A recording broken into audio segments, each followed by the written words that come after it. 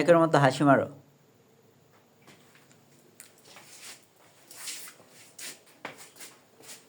Hello dear student, part of স্পিচের ধারাবাহিক লেকচারে আপনাদের সবাইকে অভিনন্দন ও স্বাগতম। আজকের ক্লাসটি যদি আপনারা শুরু থেকে শেষ পর্যন্ত মনোযোগ সহকারে দেখেন তাহলে নাউন নিয়ে কারো কোনো প্রকার সমস্যা থাকবে না। আজকের ক্লাসে গল্পের মাধ্যমে নাউন শিখিয়ে দিব। So follow me.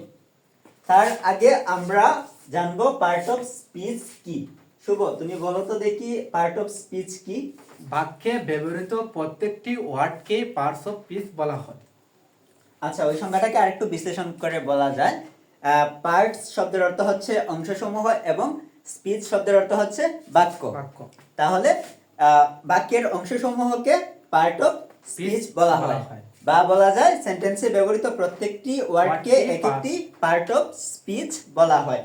আচ্ছা, পার্ট অফ স্পিচ হচ্ছে 8 প্রকার: noun, pronoun, adjective, verb, adverb, preposition, conjunction এবং ইন্টারজেকশন। এগুলা সবাই পারেন। আর আমাদের শীটে বাংলা সহ বিস্তারিত সবকিছু লিখে দেওয়া আছে। এখানে শীট আছে, শীটটা আমরা পোস্ট করে দিব, পেজে পোস্ট করে দিব, ওইখান থেকে দেখে নেবেন। ক্লাসটা মনোযোগ সহকারে দেখেন। আর যাদের শীটের পিডিএফ কপি লাগবে তারা ইনবক্সে যোগাযোগ করবেন। আচ্ছা, আজকে শিখবো আমরা নাউনের প্রকারভেদ, তারপর শিখবো নাউন চেনার সবচেয়ে সহজ টেকনিক, সবচেয়ে বেশি মানে গল্পের মাধ্যমে কিভাবে নাউনটা শেখা যায় বা মনে রাখা যায়, ওই টেকনিক। সবচেয়ে বড় টুইস্ট আজকের ক্লাসের। তারপর আমরা শিখবো নাউন থেকে কিছু শব্দ বাদ দিলে অ্যাডজেক্টিভ হয়, মানে কোন কোন শব্দগুলো বাদ দিলে অ্যাডজেক্টিভ হয়ে যায়। আবার নাউন থেকে কিছু শব্দ বাদ দিলে, শব্দ না, এগুলো সাফিক্স। নাউন থেকে কিছু সাফিক্স বাদ দিলে অ্যাডজেক্টিভ হয়। আবার নাউন থেকে কিছু সাফিক্স বাদ দিলে ভার্ব হয়। আমরা এই বিষয়গুলো আজকে শিখব। তার আগে আমরা নাউনের প্রকারভেদ সম্পর্কে একটু আলোচনা করি। আচ্ছা, শুভ, বলো তো দেখি নাউন কত প্রকার। আগে বলো নাউন কি? কোনো কিছু নাম কি নাউন বলা হয়। হতে পারে সেটা কোনো ব্যক্তির নাম বা বস্তুর নাম বা স্থানের নাম বা দোষ বা গুণের নাম, কোনো নদীর নাম বা কোনো ধর্মগ্রন্থের নাম বা কোনো পত্রিকার নাম ইত্যাদি, অথবা কোনো ঘটনার নামও হতে পারে। আচ্ছা, নাউনকে সাধারণত দুই ভাগে ভাগ করা হয়েছে। একটা হচ্ছে কনক্রিট নাউন আর একটা অ্যাবস্ট্রাক্ট নাউন। বাংলা বলবো না, বললে ক্লাসটা একটু লং হয়ে যাবে। শীটে বাংলা সহ লিখে দেওয়া আছে। আচ্ছা, নাউন কত প্রকার? দুই প্রকার, কি কনক্রিট নাউন এবং অ্যাবস্ট্রাক্ট নাউন। আচ্ছা, আবার কনক্রিট নাউনকে ভাগ করা হয়েছে 4 ভাগে: proper noun, common noun, collective noun, material noun. আবার দেখেন গণনার যোগ্যতা অনুসারে নাউনকে দুই ভাগে ভাগ করা হয়েছে। একটা হচ্ছে কাউন্টেবল নাউন, আরেকটা একটু সরো, আরেকটা হচ্ছে আনকাউন্টেবল নাউন। এখানে আমরা কিন্তু আলাদা আলাদা করে শিখি, কাউন্টেবল নাউন, আনকাউন্টেবল নাউন। আমরা যদি এই 5 প্রকারের নাউন শিখে যাই তাহলে আমরা এমনিতেই পারবো, আলাদা আর শিখতে হবে না। কাউন্টেবল নাউন কি? যে নাউনকে গণনা করা যায়, এগুলোই হচ্ছে কাউন্টেবল নাউন। আর যে নাউনগুলোকে গণনা করা যায় না সেগুলো হচ্ছে আনকাউন্টেবল নাউন।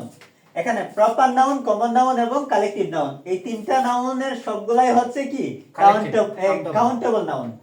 আর ম্যাটেরিয়াল নাউন এবং অ্যাবস্ট্রাক্ট নাউন, এই দুইটা হচ্ছে আনকাউন্টেবল নাউন। পরীক্ষা অনেক সময় আসে নাউন কত প্রকার, তখন নাউন দুই প্রকার দাঁড়াইবেন না, দাঁড়াইতে হবে নাউন কত প্রকার? 5 প্রকার। ট্রেডিশনাল গ্রামার অনুযায়ী নাউন 5 প্রকার। এই 5 প্রকার: proper noun, common noun, collective noun, material noun এবং অ্যাবস্ট্রাক্ট নাউন। কিন্তু মডার্ন গ্রামার অনুযায়ী নাউন 4 প্রকার। এখান থেকে শুধু ম্যাটেরিয়াল নাউনটা বাদ দেওয়া হয়েছে। মডার্ন গ্রামার অনুযায়ী নাউন 4 প্রকার, কি কি? Proper noun, common noun, collective noun এবং অ্যাবস্ট্রাক্ট নাউন। আশা করি এই পর্যন্ত সবার ক্লিয়ার। এখন আমরা শিখব একটা গল্পের মাধ্যমে কিভাবে কিছু শব্দের শেষে কিছু সাফিক্স যুক্ত করে নাউন হয়। গল্পটা হচ্ছে, একটু সরো। শিপে উঠে তার বন্ধুকে বলেছে, শিয়ন টিয়ন শুন, ডমদের মেন্টরে এন্টার করে দেখি সিঙ্গিং এর ট্রায়াল চলছে। চাইল্ডহুডনেস এইজ থেকে যা হয়নি এখন সেটি করে দেখাবো। আবার বলি, শিপে উঠে তার বন্ধুকে বলেছে শিয়ন টিয়ন শুন ডমদের মেন্টরে এন্টার করে দেখি সিঙ্গিং এর ট্রায়াল চলছে চাইল্ডহুডনেস এইজ থেকে যা হয়নি এখন তা করে দেখাবো। এখন কোন শব্দের শেষে যদি এখানে কি আছে শিপ কোন শব্দের শেষে যদি এস এইচ আই পি থাকে তাহলে সেটা হবে নাউন, যেমন ফ্রেন্ডশিপ, কিংশিপ, অনারশিপ ইত্যাদি।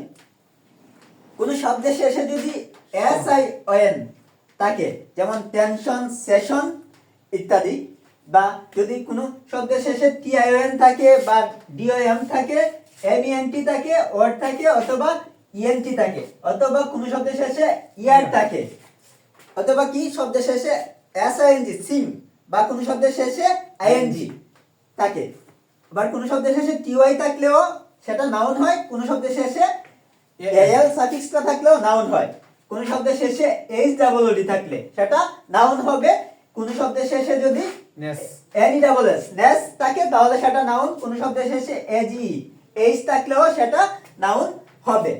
কিন্তু একটা বিষয় খেয়াল করবেন, শব্দের শেষে যখন আইএনজি থাকে তখন সব সময় কিন্তু নাউন হয় না, কিছু কিছু ব্যতিক্রম আছে। আইএনজি যুক্ত শব্দটা যখন জিরানের কাজ করবে তখন সেটা নাউন হবে, মানে সেন্টেন্সে এই আইএনজি ব্যবহার করে যদি টেন্স নির্ধারণ করা যায় তখন সেটা নাউন হবে না, যদি টেন্স নির্ধারণ করা যায় না তখন সেটা হবে নাউন। আচ্ছা, তারপর এই অংশটা একটু এক্সপ্লেইন করো।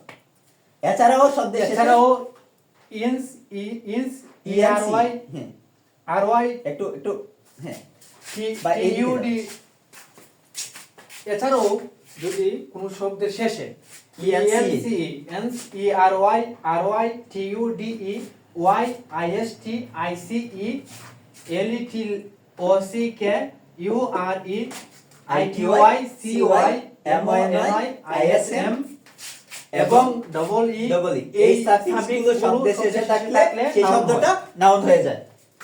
আচ্ছা, এখন আমরা শিখব নাউন থেকে সিই, সিওয়াই, আইটিওয়াই, এইচডব্লিউডি এবং ডম এই সাফিক্সগুলো যদি বাদ দিয়ে দিই তাহলে ওই নাউনটা অ্যাডজেক্টিভ হয়ে যাবে, এই শব্দটা অ্যাডজেক্টিভ হয়ে যাবে। তারপর নাউন থেকে একটু ব্যাক, নাউন থেকে টিআইওএন, এমইএনটি, এএনসিই এবং এজি বাদ দিলে ওই নাউনটা ভার্ব হয়ে যায়। আর আমরা পরবর্তী ক্লাসগুলোতে এখানে proper noun, common noun, collective noun, material noun, abstract noun এই 5 প্রকার নাউনের জন্য 5টা ক্লাস ভিডিও ক্লাস তৈরি করব। এই ক্লাসগুলো যদি সবাই দেখতে চান তাহলে অবশ্যই টিটু স্যার ইউটিউব চ্যানেলটি সাবস্ক্রাইব করে রাখবেন এবং যে পেজে ক্লাস দেখতেছেন ওই পেজের ক্লাসটা শেয়ার করে নিজের আইডিতে রাখবেন এবং পেজটি ফলো করে রাখবেন। ফলো করার পর পেজটিতে একটি লাইক দিয়ে রাখবেন, তাহলে আমি আমার ভিডিওগুলো আপলোড করা মাত্রই আপনারা সাথে সাথে পেয়ে যাবেন। ধন্যবাদ সবাইকে। আর সবাই পেজে আপনার সকল ফ্রেন্ডদের ইনভাইট করে দিবেন।